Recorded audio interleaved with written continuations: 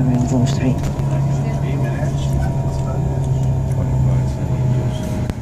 So let us regulate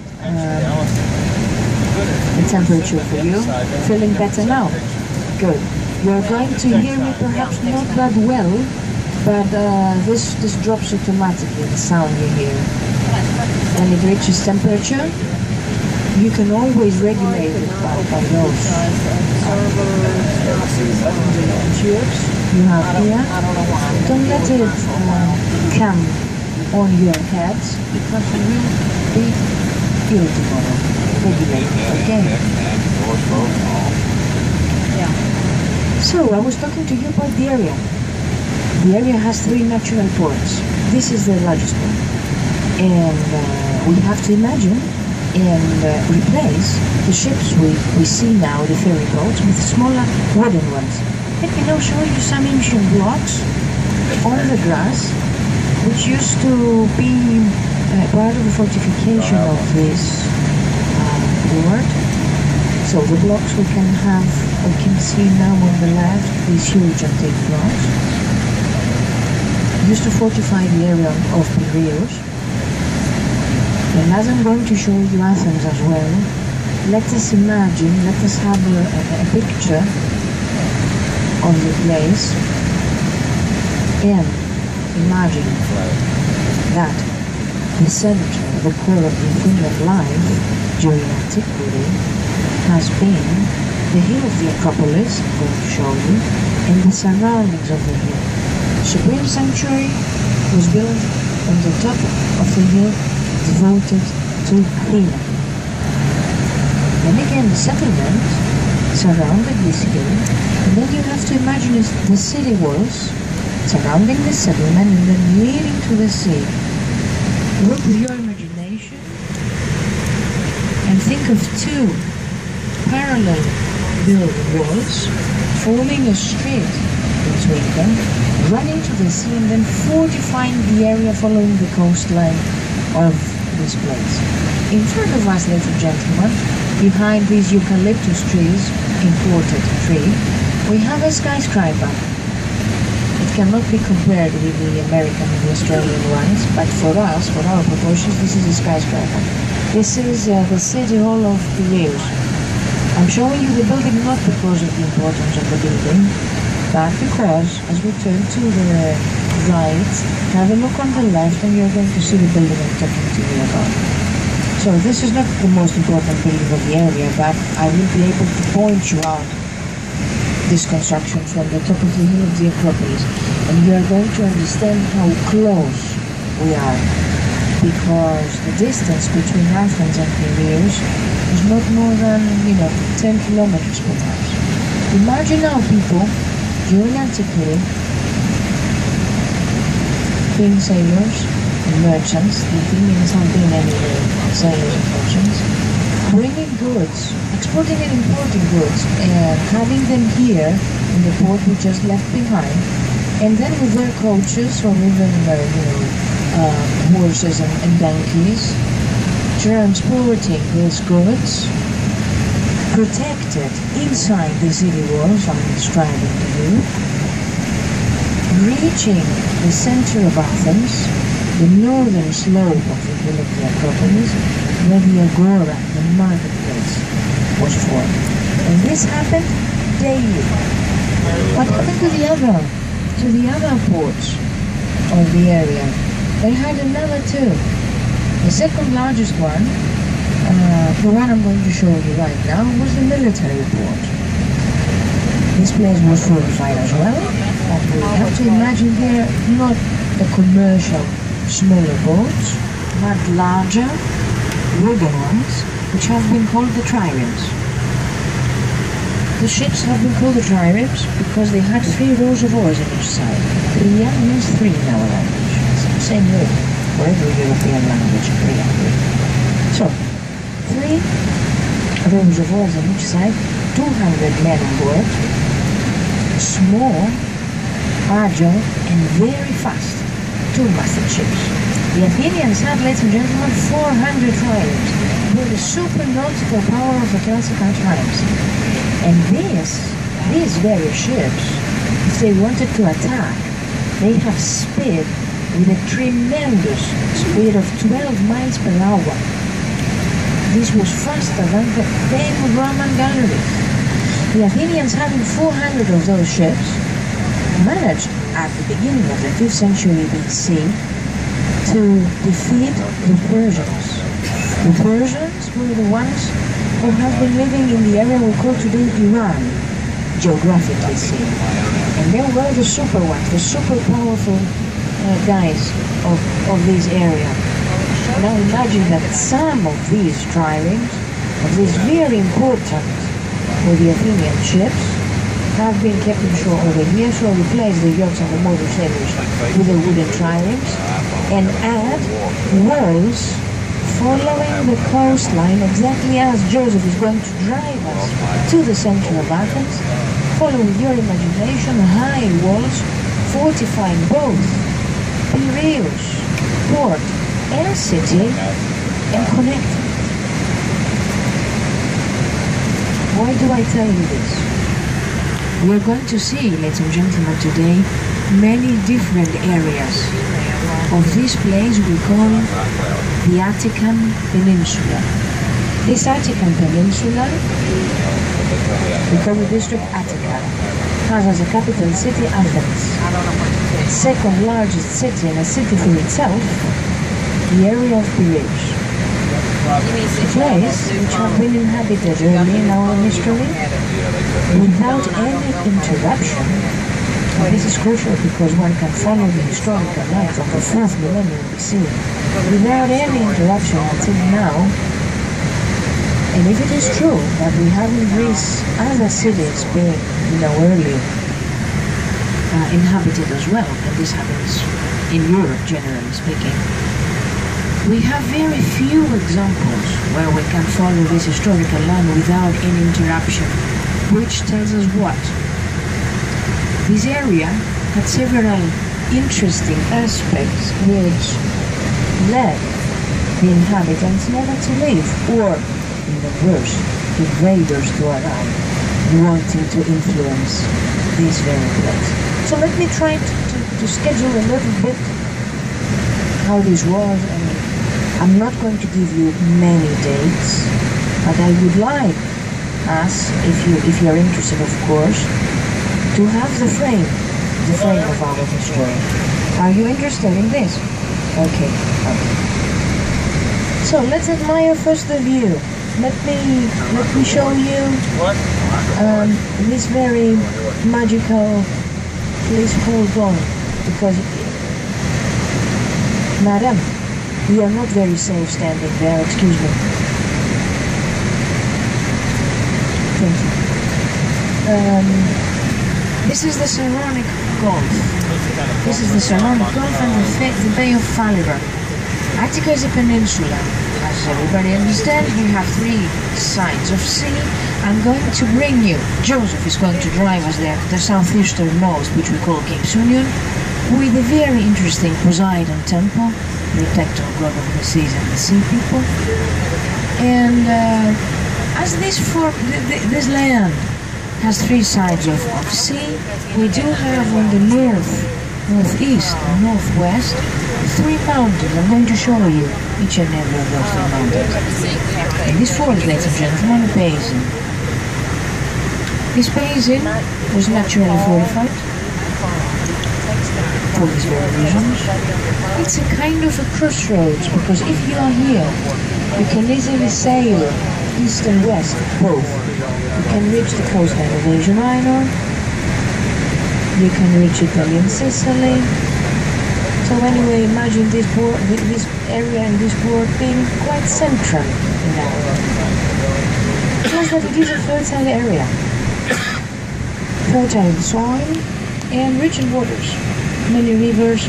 It doesn't rain a lot. I cannot tell you that we have rains every day. But we do have the very comfortable Mediterranean climate, which means not thirsty winters and not humid summers. This turned to change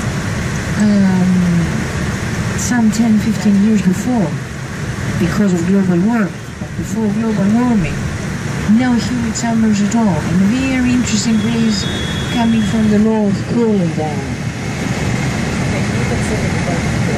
Now you have the most important reasons why people arrive and never leave. These crossroads affected the evolution of our history so much that one can easily say that there is not even one nation within accessible distance which did not want to set its feet here. We can follow this historical line from the very prehistoric time, 4th millennium BC, for example, without any interruption in the Bronze Era. I'm going to talk to you later a little bit more about that. The micro-limon, the smallest, that's why micro, most picturesque place of the area. It used to be the fisherman port during antiquity, fish tavernas and cafes. Over here right now, an expensive place to be. Not for the Athenians anymore, you see. Crisis, financial crisis, affects us a lot in this period of time. Some things are going to come later on this very thing. So, in order for me to give you the full picture, let's have first a panoramic view of the basin we call Attica. Let's see how Athens extends. Imagine three mountains being kind of a border. Among those three mountains, the city was always formed. Small settlements during antiquity, which will be brought together and form the city of Athens. Here it is. This is the Bay of Phaleron. Replace those ships with triremes, Sotiolopolova, sun collectors, boilers reflect solar power on the top of the houses.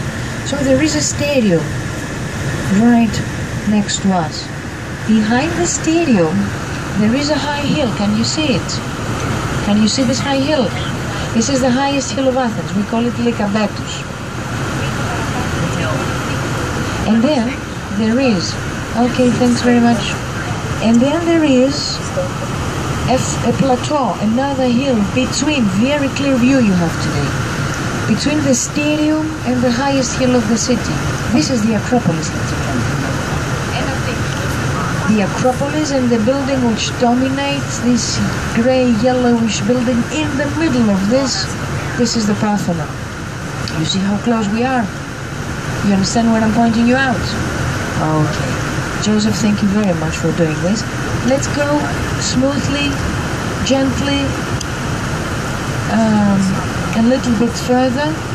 You see the three mountains? We are going to go that way at the back and east at our right in order to go to Cape Sulian at the end of the tour in Athens. This is our city, ladies and gentlemen. The north, behind the mountain we have directly in front of us, which is the highest mountain of the area, Parnitha. Then there is a middle one. This is the famous Pentelic mountain with the marble quarries which have been used for every building I'm going to show you in the Acropolis or on the hill of the Acropolis. Still in use for the restorations we do. The very same marble quarries with the amazing quality of the Pentelic marble we use, the Athenians used, we still use for the restoration of the area. Let me jump some 1,000 years later. 1922, immigrants came from Asia Minor.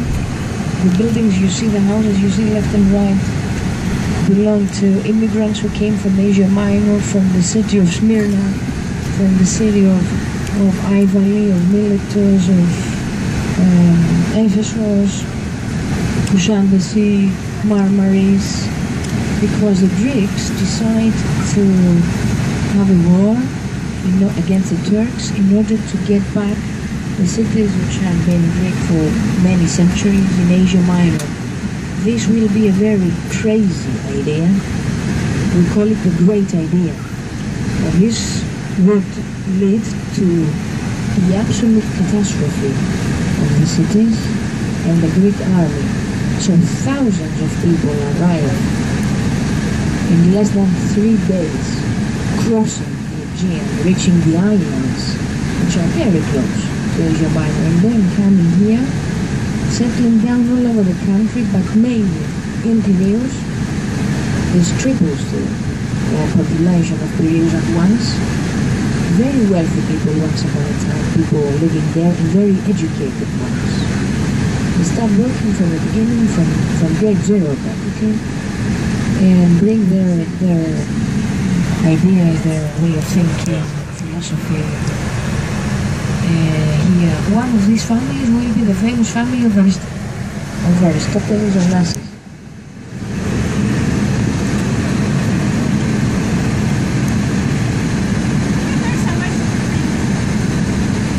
Why so much graffiti? Wait a little bit, let us arrive in Athens. This is nothing. This is nothing. I have 2 words to tell you about that. Financial crisis. Financial crisis.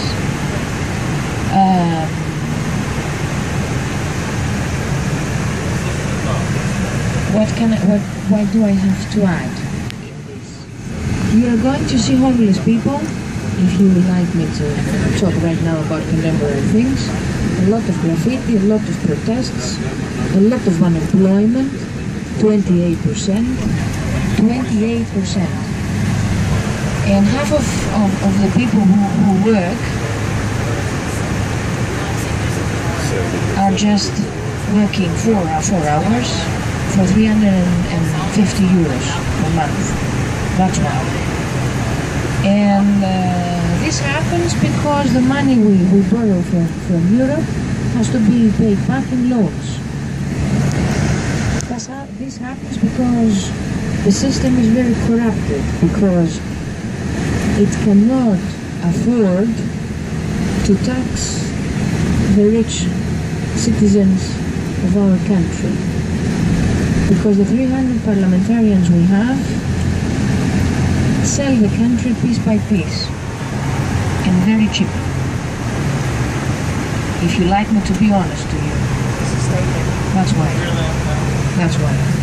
It is very possible that you are going to do you hear me or? Okay. It is very possible that we are going to have demonstrations today because people are very furious, because the country, you know, breaks down every day, and everybody who belongs to the middle class, as I do, for example,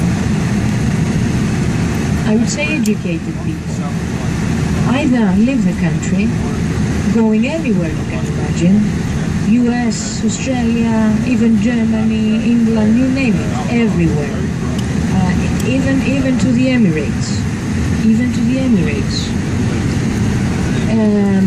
we have a large amount of educated people in Greece because education is for us a very special issue. So Greeks are educated, love education, love knowledge. Still, if you see that there is no hope for you, for your children, what do you do? If you have the chance, you leave. If you're not working in tourism, for example, as I do, I'm an English and German speaking guy. I used to teach German once a week. I can easily leave the country, but I don't want to. This is my country. This is where I was born. This is where I would like to raise my kids. That's why. So, history. Let's learn something from history. We don't do it actually, but let's try to do it at least.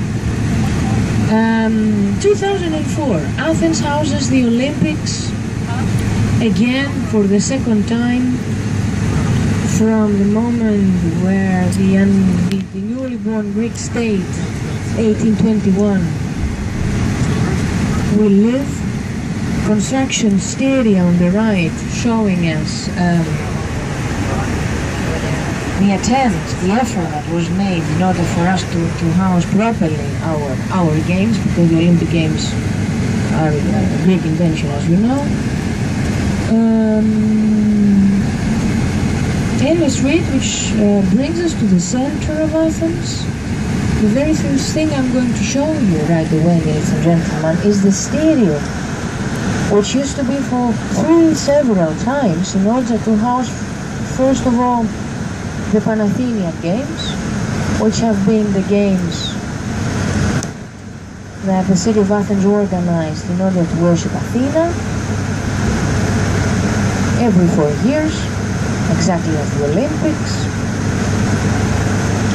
And the place where, you see, the flame we bring from Olympia spreads away the issues and the principles of the Olympic Games, the Olympic spirit, in order for everybody to have peace on earth without wars and attacks. And I'm talking to you a little bit more generally, as you understand, because we have Syria very close to us, and we are very upset with what is going to happen there. And as we reach the center of Athens, let me try to talk to you a little bit more about the evolution of this Greek spirit and life. So, the very first inhabitants, ladies and gentlemen, arrive here, 4th millennium BC. Let me ask you something. Where have you been yesterday? At sea. Oh, this is your first port. All right. What about tomorrow? Turkey, Kuşadası, Ephesus. Ephesus. 2 days later, Istanbul. Fine, lucky you. And then, oh, Mykonos as well. Mykonos will be your last day.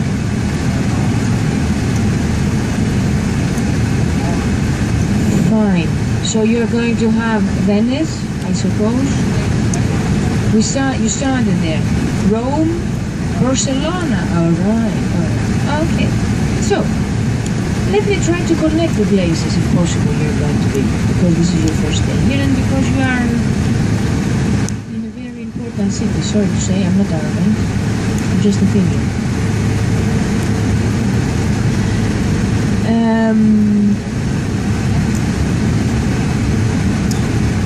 Why are you laughing, Joseph? Because you are Athenian as well. Okay, good, fair enough. 4th century BC. Excuse me, 4th millennium BC. People come, settle down, don't ask me from where, we don't know. 3rd and 2nd millennium BC, 4 civilizations, which flourish. In Mykonos you're going to have the very first, don't miss the excursion there. On this very holy island, where Apollon and Artemis have been born, surrounded by many other islands such as Mykonos, the closest place to Delos, the very first culture is going to flourish. Then we have the famous island of Crete, the Minoans, who have close connections to the Egyptians. Very close ones. Then we have the Mycenaeans and their Trojans in the frame of this Bronze era, which is important because this is, I would say, the very start of the flourishing period we can call Greek. Imagine now, in Athens, already in this Bronze era, a settlement around the hill of the Acropolis and the fortified hill. Acropolis means the edge of the city, the highest spot, which is fortified. Acropolis is a castle. So there have been several Acropolises around Greece, as you understand. Greece, ladies and gentlemen, has two very different faces. It is a country which has a large amount of islands, and on the other hand, it's a very mountainous one. Imagine thus small plains being formed all over. In these plains, the Greeks settled down in a very independent, self-sufficient, and autonomous way. They elect representatives, they have wars among them, but all of them are Greeks. Why do I call them Greeks?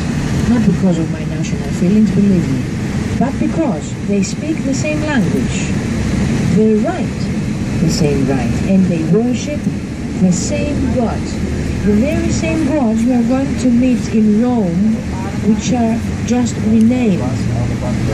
Zeus will be Jupiter, Athena will be Minerva, but those are the very same gods, because the Romans are going to follow, if not copy, the ancient Greek principles.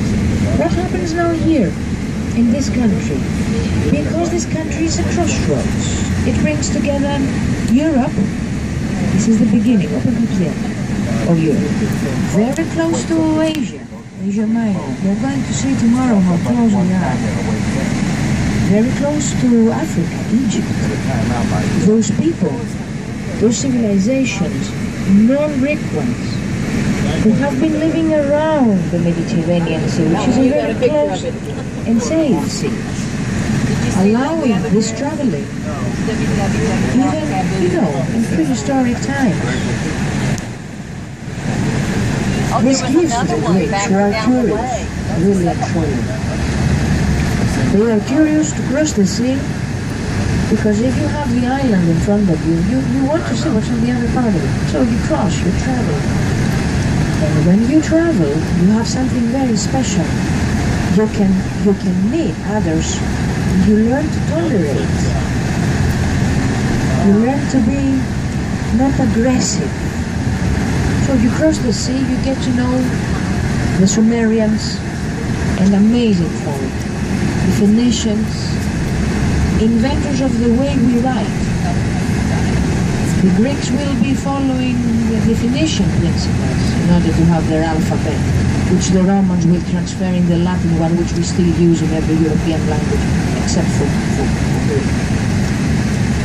Imagine those people, anyway, to cut the long story short.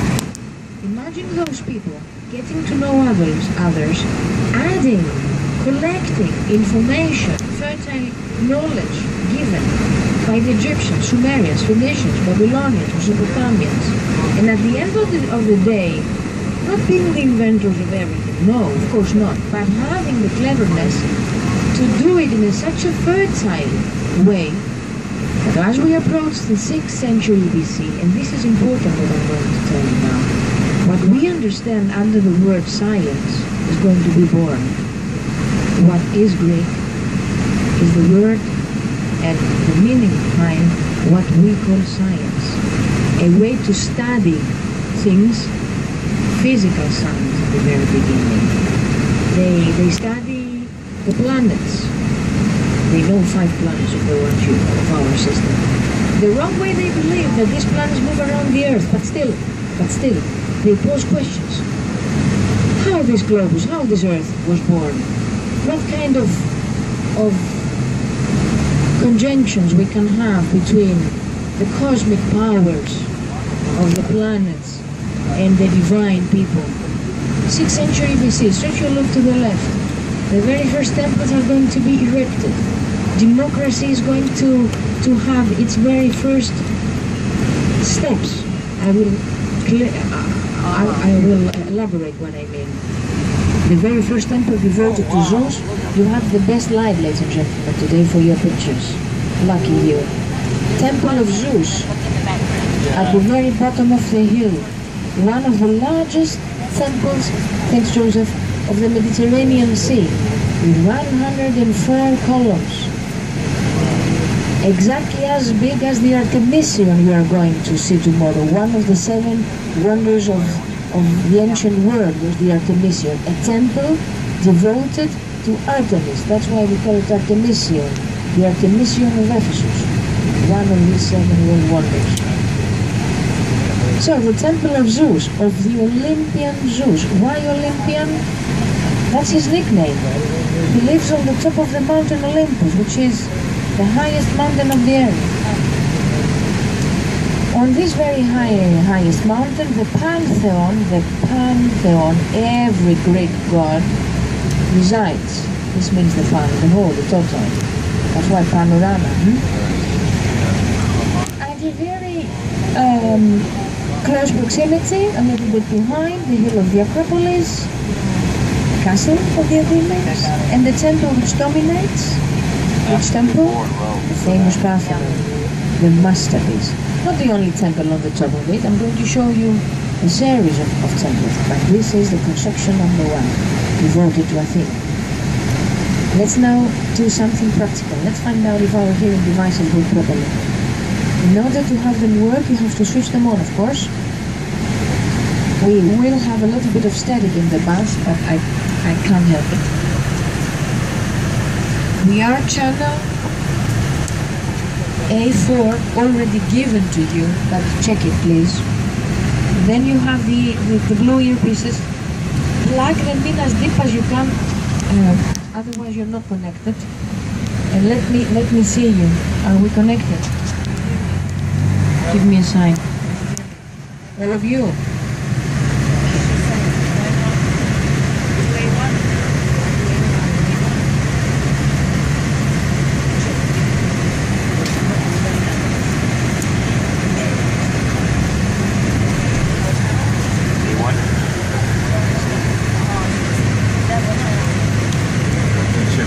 Plug it in and turn it on.